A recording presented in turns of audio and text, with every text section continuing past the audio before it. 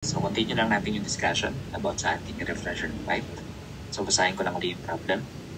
A closed gaseous system undergoes a reversible process during which 25 BTU are rejected. The volume changing from 5 cubic feet to 2 cubic feet, and the pressure remains constant at 50 psi. Find the change of internal energy. So, dun sa problem, naghanap lang ng internal energy. And binanggit din sa problem na yan ay gaseous system. So, pwede niya apply yung laws of ideal gas. So, in solving yung ating internal energy, dalawa yung way in solving this. Pwede gamitin yung mcv delta T or pwede kayong gumamit ng first law ng thermodynamics. So, dito sa problem, ano ko malalaman alin dun sa dalawa yung gagamitin natin? Actually, that is dependent dun sa problem. Diba? So, paano siya naging dependent dun sa problem set? Tignan mo yung mga given. So, binigyan ka dito ng 25 BTU. Sara na yung 25 BTU. May keyword kang binigay dyan na rejected. Pag sinabing rejected, most likely yun ay yung heat. Meaning, problem, given ka ng heat. And binigyan ka rin sa problem ng volume change pati ng pressure. So, kung meron kang change in volume tsaka constant pressure, then makakakuha ka din ng tinatawag na work. So, kung meron kang possible makuha na work and meron kang given na heat, the one way of solving yung change of internal energy is not by using mcv delta T, but instead of using yung first law ng thermodynamics natin.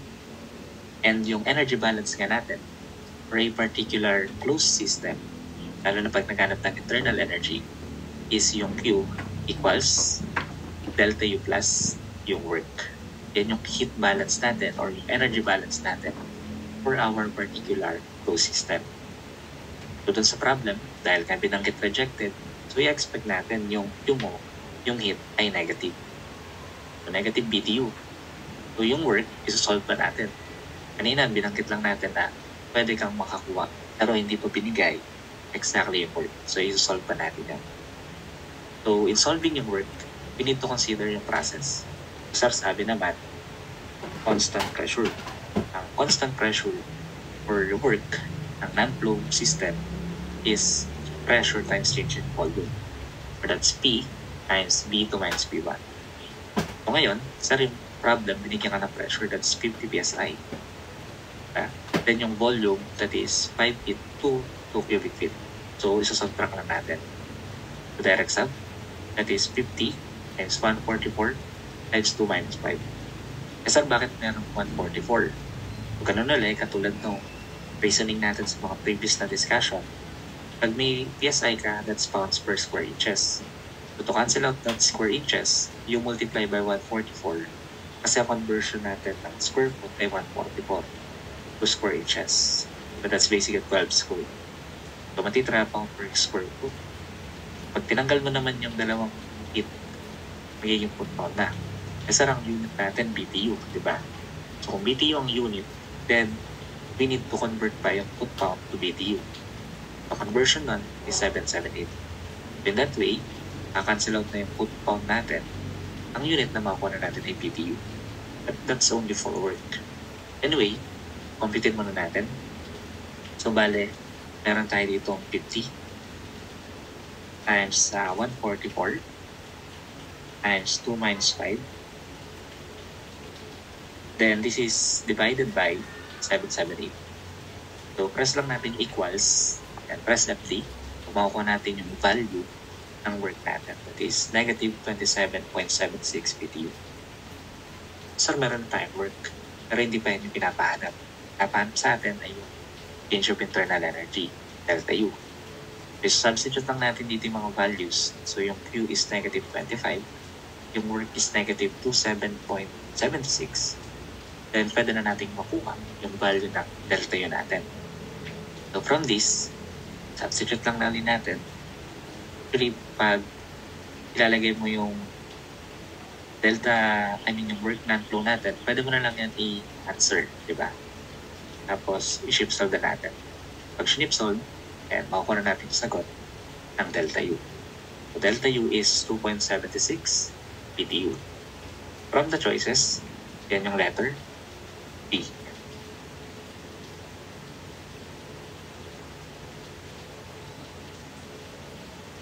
Okay, so let us have another problem from our advanced pressure. So basahin ko lang.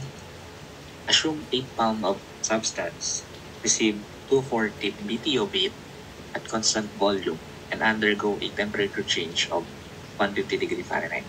Determine the average specific heat of the substance during the process. So, sir, paano natin i-compute yung specific heat natin? Given tayo ng mass, heat, yung Q, saka yung change in temperature.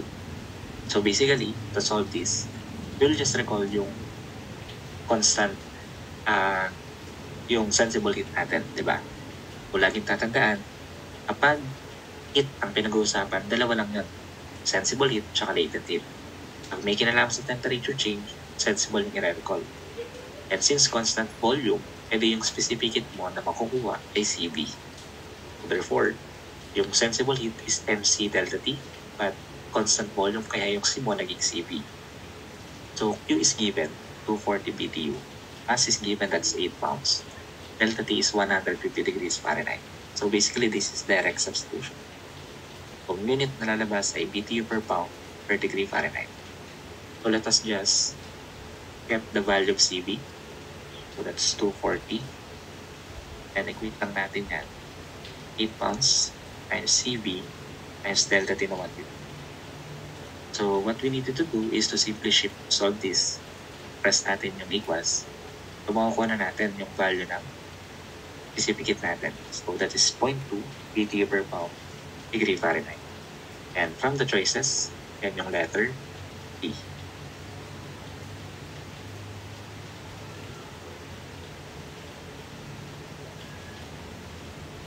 Okay, so let us have another problem in our advanced air pressure for pipe. So basahin ko lang yung problem. The following relate to a particular gaseous mass.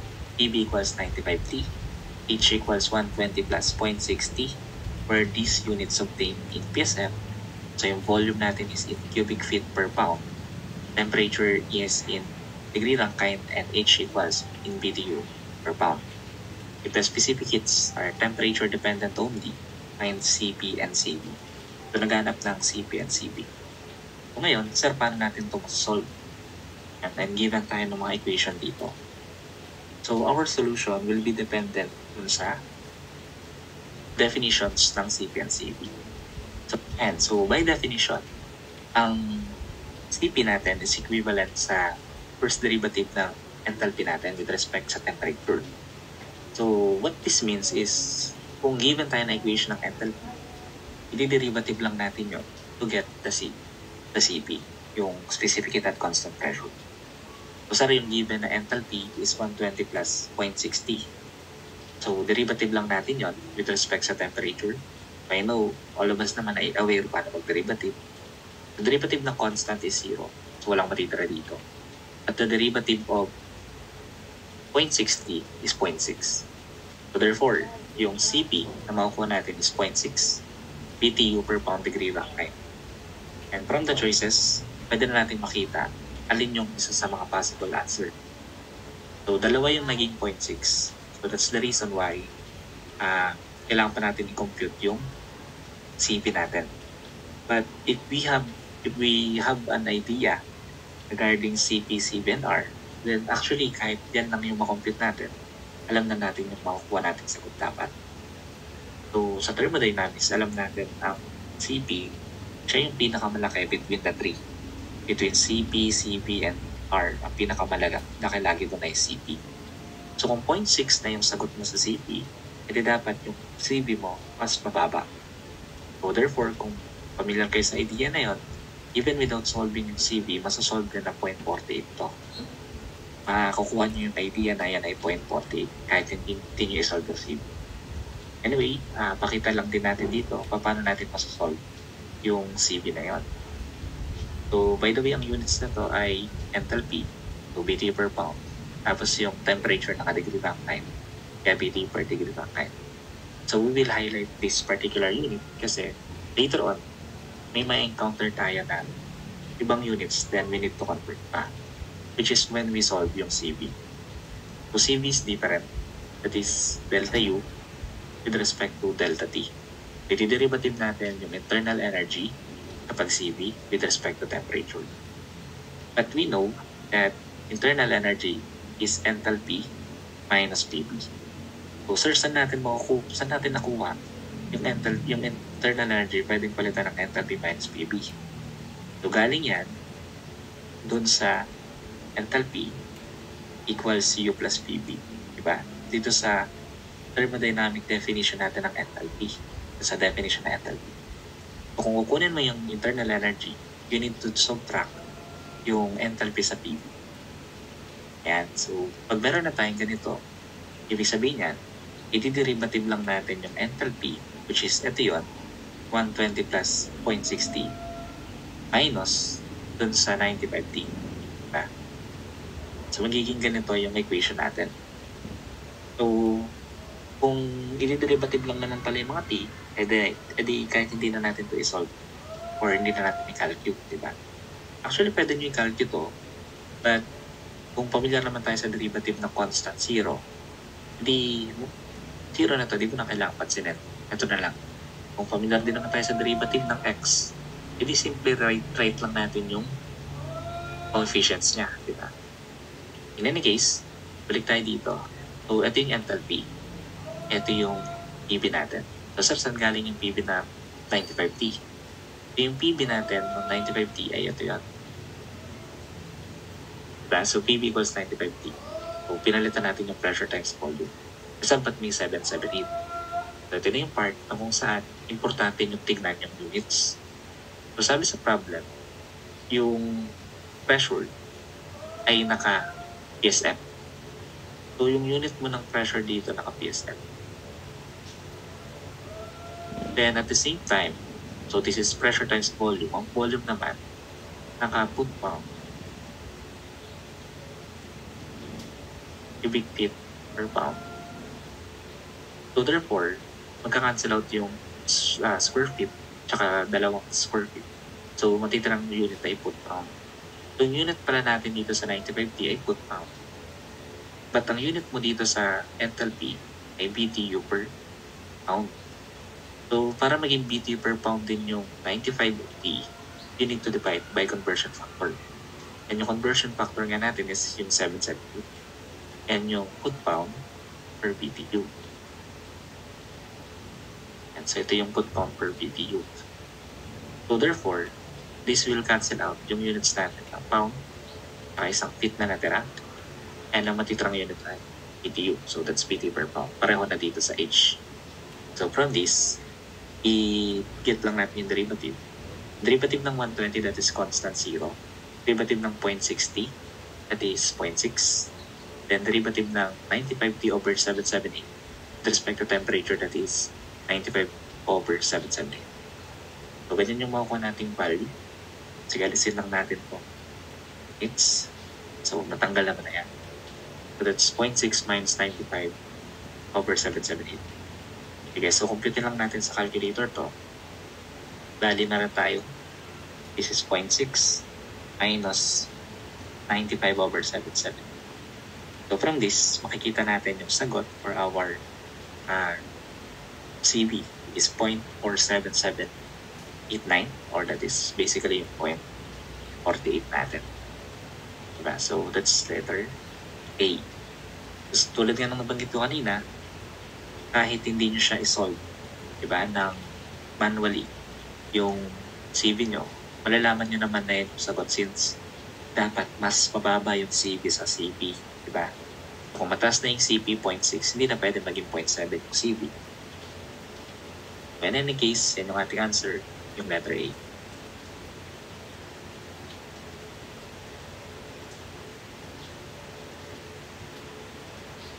Okay, so let us have another problem from our advanced pressure power plant and industrial engineering. Sayin ko lang yung problem. Calculate the entropy of steam at 60 psi with a quality of 6. Properties of steam at 60 psi. SF equals 0.4274 BTU per pound degree Rankine. And SFG is 1.2172 BTU per pound degree Rankine. So, naghanap ng entropy ng steam. given ka ng quality. So, pag may quality, sabi natin that is wet mixture region, di ba? And to solve properties within the wet region, we will use yung relation na F plus X Fg, di ba? So, since entropy yung hinahanap, then that is SF plus X SFG. So, from the problem, given tayo ng SF tsaka ng SFG. So, basically, this is given. Yung quality yun yung X. So, that's also given. That is basically direct sum. And so, kung encounter nyo yung ganitong klase ng problem, kailangan nyo nang gawin, tsagain nyo lang, i-recall nyo lang yung formula, then ita-direct sum nyo lang talaga yan. Diba? Just be familiar lang dun sa units na ginamit. So, both of those entropy ay naka-BTU per pound degree Rankine. So, i-expect natin na parehong BTU per pound degree Rankine ang units. Okay, so lagay lang natin yung values. So, that's 0.4274 plus, this is 0.6 times 1.2172. So, i-press lang natin yung equals. Makuha natin yung value ng entropy natin. From the calculator, that is 1.1577. So, makuha natin yung letter C, or rather letter B sa our choice of answer.